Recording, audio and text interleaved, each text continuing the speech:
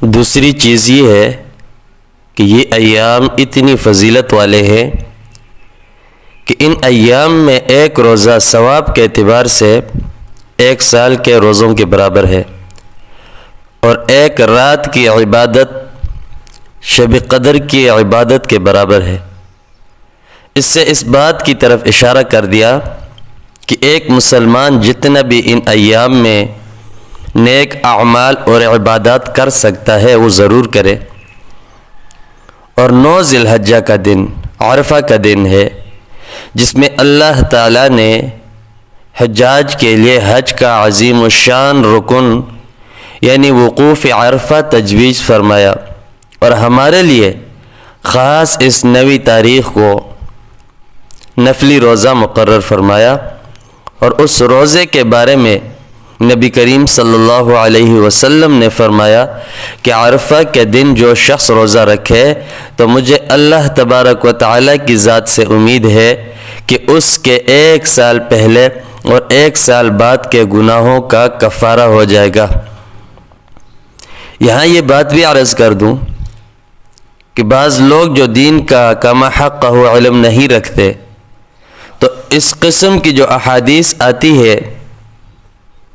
کہ 1 سال پہلے کے گناہ معاف ہو گئے اور 1 سال آئندہ کے گناہ معاف ہو گئے، اس سے ان لوگوں کے دلوں میں یہ خیال آتا ہے کہ جب اللہ تعالیٰ نے 1 سال پہلے کے گناہ معاف کر ہی دیے اور 1 سال آئندہ کے بھی گناہ معاف فرما دیے، اس کا مطلب ہے کہ سال بھر کے لیے چھٹی ہو گئی، جو چاہیں کرے، سب گناہ معاف ہے۔ خوب سمجھ لیجئے کہ جن جن اعمال کے بارے میں نبی کریم صلی اللہ علیہ وسلم نے یہ فرمایا ہے کہ یہ گناہوں کو معاف کرنے والے اعمال ہے، مثلا وضو کرنے میں ہر عضو کو دھوتے وقت اس عضو کے گناہ معاف ہو جاتے ہیں۔ نماز پڑھنے کے لیے جب انسان مسجد کی طرف چلتا ہے تو 1 قدم پر 1 گناہ معاف ہوتا ہے اور 1 درجہ بلند ہوتا ہے۔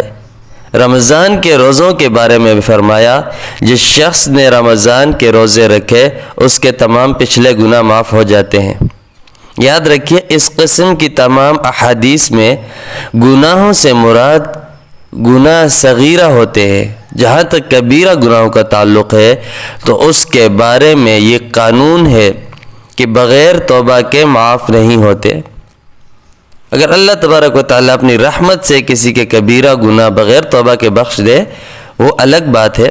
لیکن قانون یہ ہے جب تک توبہ نہیں کر لے گا معاف نہیں ہوں گے۔ اور پھر توبہ سے بھی وہ گناہ کبیرہ معاف ہوتے ہیں جن کا تعلق حقوق اللہ سے ہو، اور اگر اس گناہ کا تعلق حقوق العباد سے ہے، مثلا کسی کا حق دبا لیا، کسی کا حق مار لیا ہے، کسی کی حق تلفی کی ہے، تو اس کے بارے میں قانون یہ ہے کہ جب تک صاحب حق اس کا حق ادا نہ کرے، جب تک صاحب حق کو اس کا حق ادا نہ کرے یا اس سے معاف نہ کروائے اس وقت تک معاف نہیں ہوں گے۔ لہٰذا یہ تمام فضیلت والے احادیث جن میں گناہوں کی معافی کا ذکر ہے وہ صغیرہ گناہوں کی معافی سے متعلق ہے۔